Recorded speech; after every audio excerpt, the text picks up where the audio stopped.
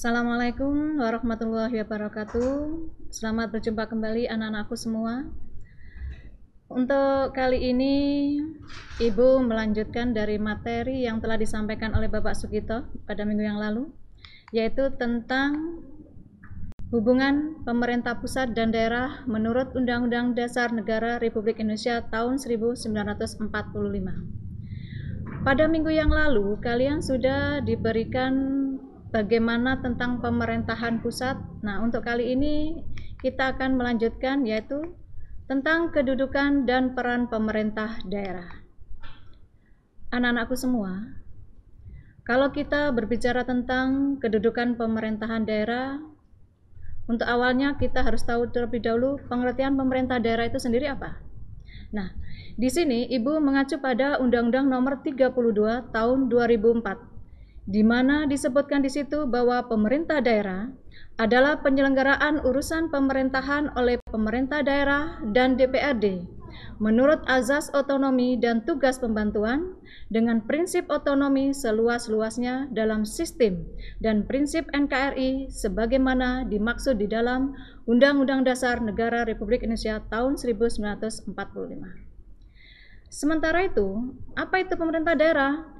Pemerintah daerah di sini adalah gubernur, bupati, atau wali kota, dan perangkat daerah sebagai unsur penyelenggara pemerintahan daerah.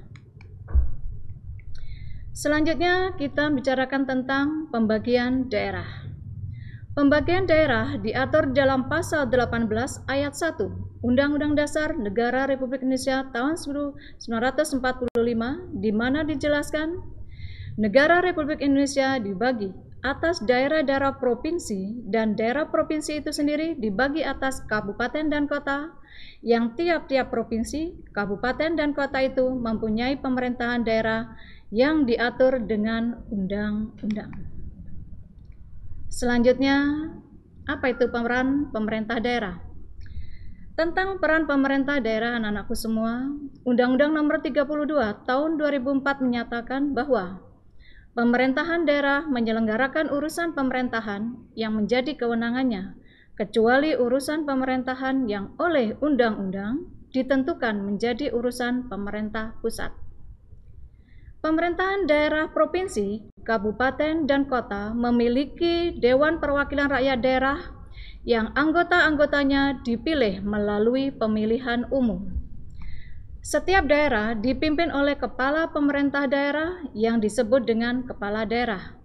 Kepala daerah dibantu oleh satu orang wakil kepala daerah yang dipilih secara demokratis. Dan kepala dan wakil kepala daerah memiliki tugas, wewenang, dan kewajiban serta larangan. Lalu, kewenangan pemerintah daerah itu apa saja? Secara umum, yang pertama, menyelenggarakan sendiri sebagian urusan pemerintahan, terus melimpahkan sebagian urusan pemerintahan kepada gubernur selaku wakil pemerintah. Yang ketiga, menugaskan sebagian urusan kepada pemerintah daerah dan atau pemerintahan desa berdasarkan azas tugas. Selanjutnya, urusan pemerintahan yang diserahkan kepada daerah disertai dengan sumber pendanaan, pengalihan sarana dan prasarana, serta kepegawaian sesuai dengan urusan yang didesentralisasikan. Ini ada secara spesifik yang menjadi kewenangan pemerintah daerah provinsi, ada kurang lebih 7. Bisa kalian lihat di sini. Yang pertama, yang menjadi kewenangan pemerintah daerah provinsi adalah melakukan perencanaan dan pengendalian pembangunan, dan juga perencanaan, pemanfaatan, dan pengawasan tata ruang.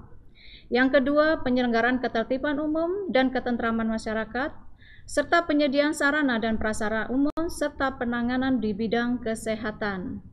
Yang ketiga, penyelenggaraan pendidikan dan alokasi sumber daya manusia. Terus yang keempat, pelayanan bidang ketenaga kerjaan lintas kabupaten atau kota. Yang kelima, pengendalian lingkungan hidup, pelayanan pertanahan termasuk lintas kabupaten kota.